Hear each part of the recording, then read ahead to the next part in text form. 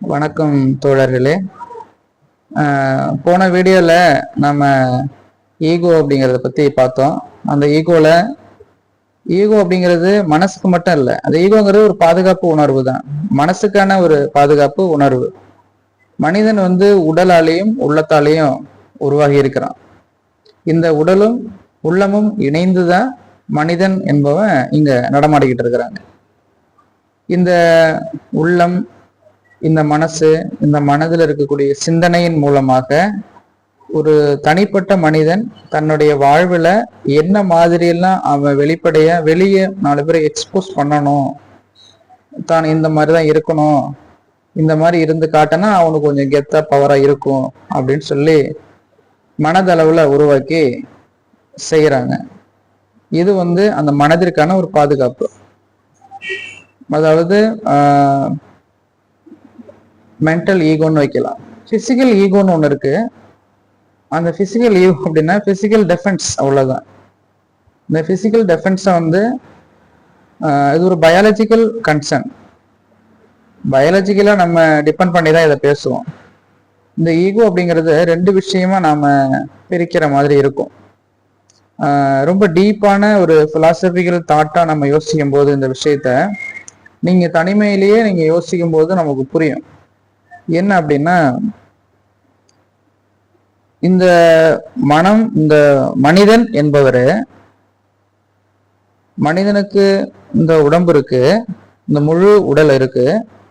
இந்த முழு உடலையும் எது இயக்குதுன்னு கேட்டா மூளை தான் இந்த உடம்பை இயக்குது. 2 விஷயம் நமக்கு வெளிப்படையா தெரியுது. மனிதனுடைய சிந்தனைகள்ல இருந்து 2 விஷயங்கள் தெரியுது. மனிதனுக்கு உடம்பு இருக்கு, மனிதனுக்கு உள்ளம் இருக்கு. உயிர் பத்தி இப்ப நம்ம பேச வேணாம், உயிர் பத்தி அப்புறமா பேசிக்கலாம். இந்த உடம்பு, இந்த உடல், அதாவது இந்த உடம்புங்கிற அந்த உடல், இன்னொன்னு உள்ளம், மனசு. இந்த 2 விஷயத்த நான் எடுத்துக்கிறேன். இப்ப நான் இந்த உடலையும் எடுத்துக்கிறேன், இந்த உள்ளத்தையும் நான் எடுத்துக்கிறேன். ஓகே, இந்த உள்ளத்திற்கு, இந்த மனசுக்கு, இந்த மனசு ஒரு சில விஷயங்களை உள்வாங்கி வச்சிருக்குது. அந்த உள்வாங்கிய விஷயங்கள் தான் அந்த ஐடென்டிட்டி, அந்த ஈகோ, ஒரு mental ego. Next physical ego அப்படிங்கிறது. இந்த மென்டல் ஈகோங்கிறது இது ஒரு சைக்காலஜிக்கலான திங்ஸ். நெக்ஸ்ட் பிசிக்கல் டிஃபென்ஸ் அப்படின்னு சொல்றாங்க. இந்த ஈகோங்கிறது ஒரு மென்டல் டிஃபென்ஸ். இந்த உடம்புக்குன்னு பிசிக்கல் டிஃபென்ஸ்னு ஒண்ணு இருக்கு. அது என்னன்னு கேட்டா பாதுகாப்பு உணர்வு தான். இந்த உடம்புக்குன்னு ஒரு பாதுகாப்பு உணர்வு இருக்கு, அதுக்கு நாம ரியாக்ட் பண்ணுவோம். அந்த ரியாக்ட் பேரு ரெஸ்பான்ஸ் அப்படின்னு நம்ம சொல்றோம். இந்த உடம்புக்கு ஏதாவது ஒரு அச்சுறுத்தலோ ஒரு காயம் ஏற்படுற மாதிரியோ, இந்த உடம்புக்கு ஏதாவது ஆபத்து ஏற்பட்டுடுமோ, ஆபத்து நேர்ந்து விடுமோ, அதை நேர்ந்து விடாம இருக்கிறதுக்காக பயாலஜிக்கலா சில ரெஸ்பான்சிவ் சிஸ்டம்ஸ் நடக்கும் நம்ம பாடியில. சும்மா ஒரு நெருப்பு எறியும் போது கையை எடுத்துட்டு போனா சுட்டுடும், நம்ம புல் இட் பேக், நம்ம கையை எடுத்துடுறோம், ரொம்ப இம்மீடியட்டா நம்ம புல் பண்றோம். ஸோ அது ஒரு ரெஸ்பான்சிவ் நேச்சர் இல்லையா?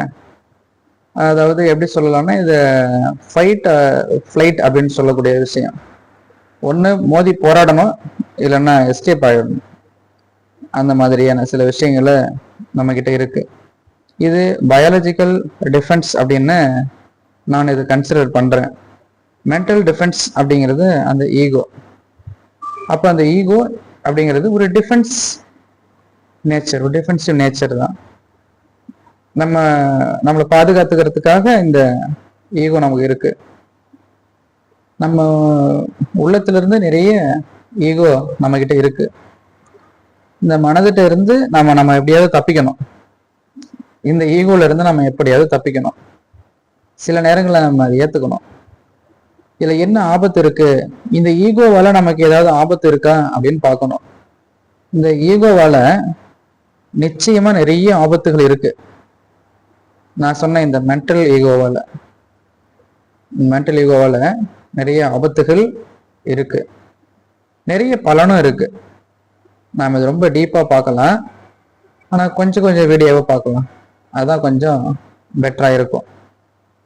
ஸோ இந்த ஈகோவால் வேற என்ன மாதிரியான இம்பேக்ட்லாம் இருக்கு, இந்த விளைவுகளை அடுத்த வீடியோவில் நம்ம பார்க்கலாம். நன்றி தோழர்களே.